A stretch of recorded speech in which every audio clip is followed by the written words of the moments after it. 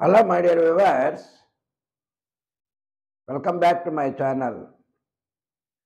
As I said earlier, నేను గత వీడియోలో చెప్పాను. ఇక నుంచి నేను రోజు విడిచి రోజు అంటే 2 రోజులకు ఒకసారి వీడియో చేయాలనుకుంటున్నాను. కొన్ని డొమెస్టిక్ ప్రాబ్లమ్స్ వలన రెగ్యులర్గా చేయటం జరగదు. ఇప్పటి వరకు నేను చేసినటువంటి మోర్ దెన్ 300 వీడియోస్ అన్నీ కూడా ఆల్మోస్ట్ ఎవ్రీడే ఒకటి ఉన్నట్టుగా కవర్ చేస్తాను. సో మొన్న చేశాను, మరి ఈరోజు చేస్తున్నాను. అలాగా రోజు విడిచి రోజు వీడియోలు ఉంటాయి. దయచేసి వివర్స్ అర్థం చేసుకోవాల్సిన కోరుతున్నాను.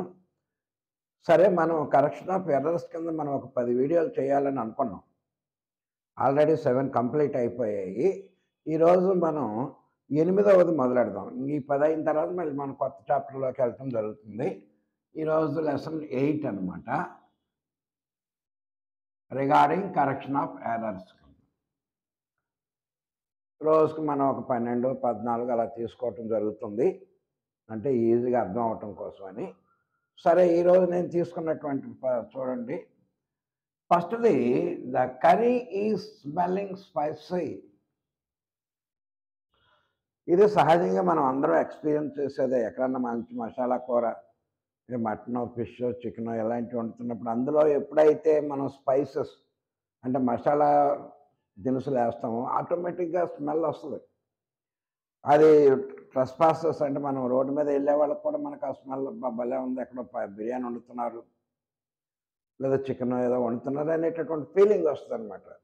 అందుకని ఇక్కడ ఈ వాక్యం ఇక్కడ తీసుకోబడింది. The curry is smelling spicy. Spicy అంటే చక్కటి మసాలా వాసన వస్తుంది అని కరెక్టే. కానీ ద కర్రీ స్మెల్లింగ్ అనకూడదు. ఎందుకంటే స్మెల్ అనేది సి అని, లవ్ అని, హేట్ అని ఇలాంటి వాటికి ఇంగు చేరకూడదు. కనుక దీనికి మనం ప్రెజెంట్ టెన్స్లో ఉపయోగించుకోవాలి. అంటే the curry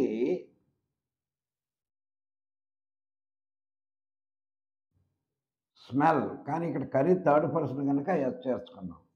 the curry smells spicy. ఆ కూర స్పైసీగా అనిపిస్తుంది. అక్కడంటే ఈజ్ స్మెల్లింగ్ బదులు మనం స్మెల్స్ అని పెట్టాం అన్నమాట. Next, the earth moves around it self. దాన్ని మనం తెలుగులో భూభ్రమణం అంటాం. భూమి తన చుట్టూ తాను తిరుగుతూ ఉంటుంది. అలా తిరగటానికి 24 అవర్స్ రాత్రి పగలు ఏర్పడతాయని మనం తెలుసుకున్నాం. దానికి తెలుగులో భూభ్రమణం అని అంటాం. దాన్నే ఇంగ్లీష్లో రొటేషన్ అంటాం. భూమి తన చుట్టూ తాను తిరగటం అనేటటువంటి పదానికి మనం ఇక్కడ ఏం ఉపయోగించాలి? The earth moves around itself కాదు, ద ఎర్త్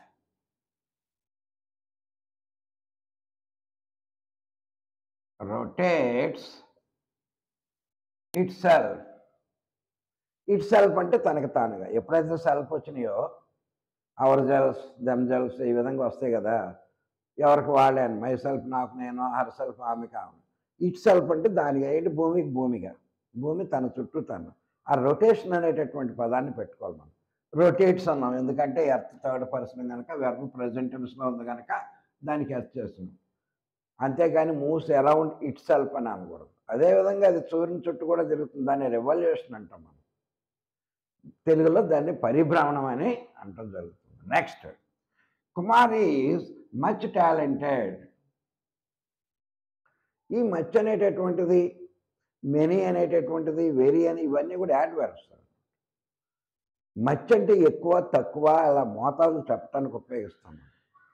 సో కుమార్ చాలా talented. Kumar is very talented, not much. Very అనేటటువంటి యాడ్వర్బ్ దానికి సబ్స్టిట్యూట్ కింద మనం ఉపయోగించాం.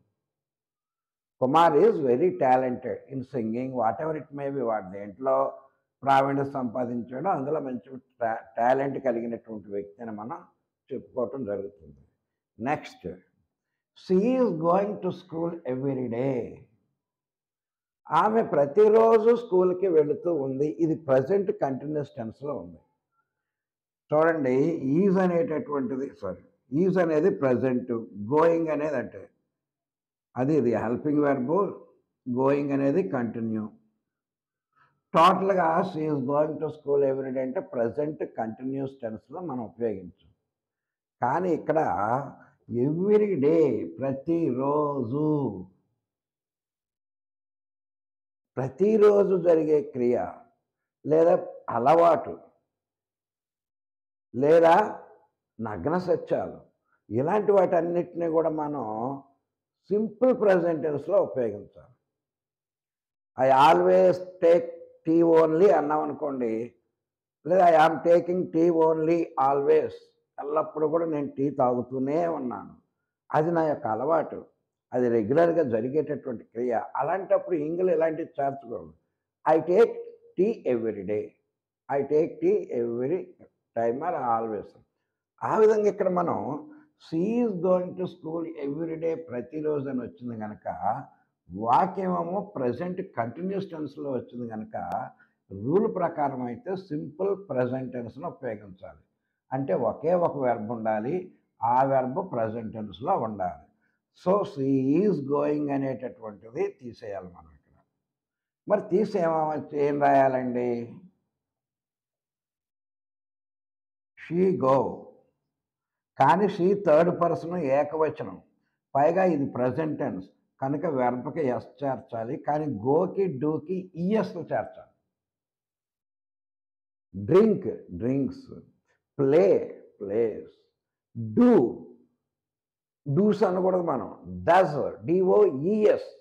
ఈ డూ ఒకటి, గో అనేటటువంటి ఓతో వచ్చేటటువంటి వెర్బలకి ఈఎస్ చేర్చాలి. ఇది బాగా గుర్తుంచుకోండి. తద్వారా she goes to school every day అంటే ప్రెజెంట్ కంటిన్యూస్ టెన్స్ని కాస్త మనం సింపుల్ ప్రెజెంట్ టెన్స్లో ఉపయోగించాం. మరి అలాగే ఉపయోగించాలంటే మరి రూల్ ప్రకారం అయితే అదే సింపుల్ ప్రెజెంట్ టెన్స్ని అలవాట్లకి, ప్రస్తుతం జరిగే క్రియలకి, నగ్న సత్యాలకి, భవిష్యత్తులో జరిగే వాటికి, ఇప్పుడు నిర్ణయం తీసుకున్న వాటికి, వాటిని అన్నిటిని మనం సింపుల్ ప్రెజెంట్ టెన్స్లోనే ఉపయోగించాలని టెన్స్ల రకాల్లో ఫస్ట్ది అది. ప్రెజెంట్ టెన్స్‌లో 12లో ఫస్ట్‌ది ఇది. దానికి 4 రూల్స్ ఉన్నాయి. ఆ 4లో ఇదొక రూలు. తద్వారా దీన్ని కంటిన్యూస్ టెన్స్‌లో మనం ఎట్టి పరిస్థితిలో ఉపయోగించకూడదు. అది బాగా గుర్తుంచుకోండి. Next, Latha has 2 son in laws. Son in law అంటే అల్లుడు అని అర్థం. లా ప్రకారం కొడుకు, చట్ట ప్రకారం కొడుకు అయ్యాడు అల్లుడు అని ఇంగ్లీష్ వాళ్ళు ఎంతో భావంతో పెట్టారు. సిస్టర్ ఇన్ లా, అలాగే డాటర్ ఇన్ లా, చట్ట ప్రకారం డాటర్ అంటే కోడలు అనమాట. ఈ విధంగా మనం రాసేటప్పుడు కూడా father in law, son in law, ఇల్లా అంటూ ఉంటారు. కాదు, సన్ ఇన్ లా. దాన్ని ఎవడో అలా పలకడు. మా టోటల్‌గా son in law, daughter in law అనేస్తూ ఉంటాం మనం. Son in law. ఇక్కడ ఎస్ ఇక్కడ చేరింది. అంటే బహువచనం అన్నమాట. అల్లుళ్ళు అని అర్థం. ఎందుకని? లత అనేటటువంటి ఒక ఆవిడ హ్యాజ్ కలిగి ఉన్నది 2 అల్లుళ్ళను. కరెక్టే. కానీ ఇది బహువచనం కనుక బహువచనం ఎప్పుడు కూడా లాస్ట్‌కి చేరకూడదు. ఇక్కడ చేరాలి. Sons in law, daughters in law, fathers in law చట్ట ప్రకారము ఇక్కడ చేరాలి తప్ప ఇక్కడ చేరకూడదు. చాలామంది ఇక్కడ పెడుతూ ఉంటారు అలవాటు ప్రకారం. సో, ఇన్ లా వచ్చినప్పుడు డాటర్ కానీ, సిస్టర్ కానీ, ఫాదర్ కానీ, మదర్ ఎవరన్నా వచ్చినప్పుడు వీటికి బహువచనం చేర్చాలి. కానీ లాస్ట్‌కి చేర్చకూడదు. ఓకేనా? Next, beauty of Saritha is abnormal. Saritha యొక్క అందము అబ్నార్మల్. అద్భుతంగా ఉంది అని. సో, ఇక్కడ తప్పేముంది అంటే ప్రత్యేకించి ఎవరి అందం అందరి అందాలు కాదు. ఇక్కడ క్లియర్‌గా సరిత అనేటటువంటిది ఇచ్చాడు కనుక ది బ్యూటీ అని ఇక్కడ ది పెట్టుకోవాలి మనం. The beauty of Saritha is abnormal. Saritha యొక్క అందము అద్భుతంగా ఉంది, ప్రత్యేకించి చెప్పబడింది కనుక ది ఎప్పుడు కూడా ప్రత్యేకించి చెప్పబడేటటువంటి వాటికే ఉపయోగిస్తారు నౌన్స్‌కి. ఓకేనా? నెక్స్ట్ లాస్ట్ ఈ దీంట్లో హీ ఈజ్ టెల్లింగ్ లై. అతడు అబద్ధము చెప్పుతూ ఉన్నాడు. అదే వెర్బ్ అక్కడ కంటిన్యూస్ టెన్స్‌లో ఉందా అయన్నీ మనకు అనవసరం అనుకోండి. ఇందులో ఉన్నటువంటి తప్పు ఏంటి అని మనం ఆలోచించాలి. హి ఈజ్ టెల్లింగ్ ఏ లై, ఒక అబద్ధం. కనుక ఇక్కడ మనం ఏ అనేటటువంటి ఆర్టికల్ పెట్టుకుని లై అంటే అబద్ధం ఆడుట. అంతకుముందు ఏ లేదు. ఇప్పుడు అర్థమైందండి? సో, ఎక్కువగా మనకి ఆర్టికల్స్ తోటే, వెర్బ్స్ తోటి ఎక్కువగా మనకి కరెక్షన్ ఆఫ్ సెంటెన్సెస్ వస్తూ ఉంటాయి. చూడండి ఇక్కడ ఏ, ఇక్కడ ది, ఇక్కడేమో నౌన్‌కి సంబంధించింది, ఇక్కడ వెర్బ్‌కి సంబంధించింది, ఇక్కడేమో వెరీటర్ యాడ్‌వర్బ్‌కి సంబంధించింది, ఇది మళ్ళీ వెర్బ్ ఇది, స్మెల్స్ అనేది వెర్బ్. ఇది రకరకాలుగా ఉంటాయి. ఈ కరెక్షన్ ఆఫ్ ఎర్రర్స్ అనేటటువంటివి అనేక రకాలుగా దేంట్లోనైనా ఉండొచ్చు. అయన్నీ కూడా మనం చూడాలి. చూడండి మరికొన్ని sentences regarding correction of sentences కింద మనం తీసుకోవటం జరిగింది. ఫస్ట్‌ది I kept the boxes in the room. నేను కెప్ట్ పెట్టాను, ఆ పెట్టెలను రూములో. ఇందులో తప్పేముందండి? బాక్సెస్ అంటే బహువచనం. బాక్స్ అంటే పెట్టె, బాక్సెస్ అంటే పెట్టె. సహజంగా మనకు తెలిసిన రూల్ ఏంటి? తెలుగులో లు చేరిస్తే సరిపోద్ది. కథ, కథలు, గ్రామము, గ్రామములు. అలాగే ఇంగ్లీష్‌లో చాలా వాటికి ఎస్ చేరుస్తాం మనం. School, schools, duster, dusters, curry, curries. కానీ కొన్ని రూల్స్ ఉన్నాయి. ఏకవచనాన్ని బహువచనంలో మార్చడానికి మనకులాగా తెలుగులోలాగా లు పెడితే చాలు 6 7 రూల్స్ ఉంటాయి కంపల్సరీగా మనం ఏకవచనాన్ని బహువచనంలో మార్చడానికి చూడాలవి. ఇక్కడ బాక్స్ అనేటటువంటిది ఉంది. బాక్స్ అంటే పెట్టె. ఒక రూల్ ప్రకారం ఏంటంటే పదాలకు చివర ఎక్స్ గాని, సిహెచ్ గాని, ఓ గాని, ఎస్ గాని ఉన్నట్లయితే, ఎక్స్ గాని, ఓ గాని, సిహెచ్ గాని, ఎస్ గాని ఉన్నట్లయితే అప్పుడు జస్ట్ ఎస్ చేర్చటం కాదు, ఈఎస్ చేర్చాలి. ఇది ఇక్కడ తప్పు. బాక్సెస్. అలాగే ఆక్స్ అని ఉందనుకోండి, ఎద్దు. ఇలా ఎస్ పెట్టకూడదు మనం. ఆక్సెస్ ఇలాగా. అలాగే బెంచ్ అని ఉందనుకోండి, సిహెచ్ ఉంది కాదు, సో బెంచెస్. సో ఈ రూల్ని బట్టి మనం బాక్సుల్ని బహువచనంలో మార్చడానికి ఎస్ కాకుండా ఈఎస్ చేర్చాలని తెలుసుకోవాలి. అంటే ఏంటి? ఏకవచనాన్ని బహువచనంలో మార్చడానికి ఉన్న రూల్స్ తెలియకపోతే ఇది కరెక్షన్ చేయలేము. ఓకేనా? చూసారు ఎన్ని. Next, war broke in Russia and Ukraine. యుద్ధము మొదలయ్యింది రష్యా అండ్ ఉక్రెయిన్. ఇప్పుడు ప్రస్తుతం జరుగుతుంది అనుకోండి ఈ రెండింటి యుద్ధం. రెండిటి మధ్యన యుద్ధం జరిగేటప్పుడు ఇక్కడ మనం పెట్టవలసింది ఎన్ని కాదు, బిట్వీన్ పెట్టుకోవాలి. 2 స్థలాలు కానీ, 2 వ్యక్తులు కానీ, 2 దేశాలు కానీ, ఏదైనా రెండిటి మధ్యన జరిగేటటువంటి దానికి మధ్య అని వచ్చినప్పుడు బిట్వీన్ పెట్టుకోవాలి. ఇద్దరి మధ్య, 2 దేశాల మధ్యన, ఈ విధంగా మనం పెట్టుకోవాలి. అదేవిధంగా ఎక్కువ వచ్చినాయి అనుకోండి, అప్పుడు అక్కడ కూడా మధ్య వస్తుంది, కానీ అక్కడ అమాంగ్ పెట్టుకోవాలి. దేశాల మధ్య, ప్రజల మధ్య, నలుగురు వ్యక్తుల అక్కడ అమాంగ్ పెట్టుకోవాలి. అంటే ఏంటి? ప్రిపోజిషన్ ఫాల్ట్ అనమాట ఇక్కడ. ఇన్ని కాకుండా మనం బిట్వీన్ అనేటటువంటి దాన్ని పెట్టుకోవాలి. Next, stars are shining in the sky.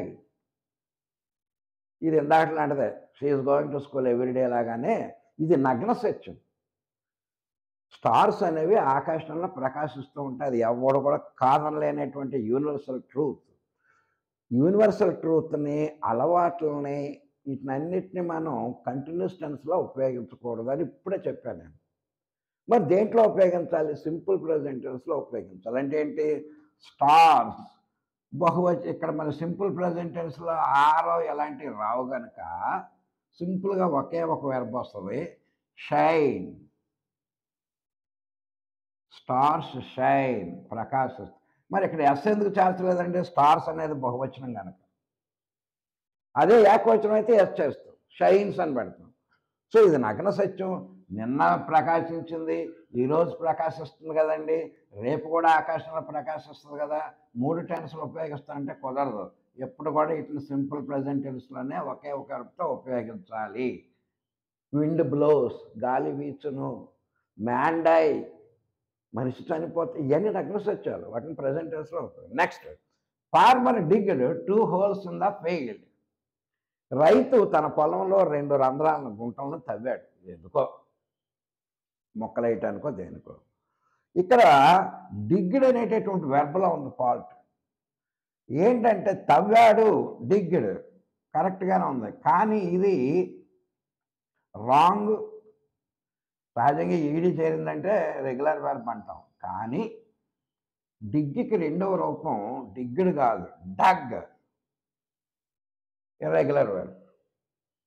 Farmer dug, dig, dug, dug అంటే ఏంటి ఇప్పుడు?